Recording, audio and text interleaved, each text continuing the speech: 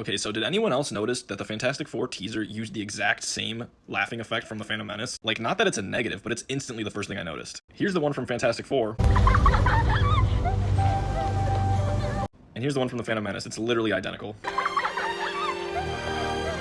I just thought that was funny, and it was the first thing I noticed about the teaser. But anyways, I am so hyped for the trailer tomorrow. This shit, oh my god, the vibes are immaculate. I love the 60s space age vibe they're going with this movie, and it already is like, ugh, it looks so good. Matt Shakman looks like he was the perfect person for this job because of what he brought to WandaVision. I can only imagine what he's gonna bring to this fucking movie. Hopefully we get to see Galactus, maybe Franklin Richards in the trailer, some cool shots of Johnny. I don't know, I'm so hyped. This movie is becoming my most anticipated movie. I thought it was Superman, but bro, we've never had a good Fantastic Four movie, so this is like, it's looking so promising.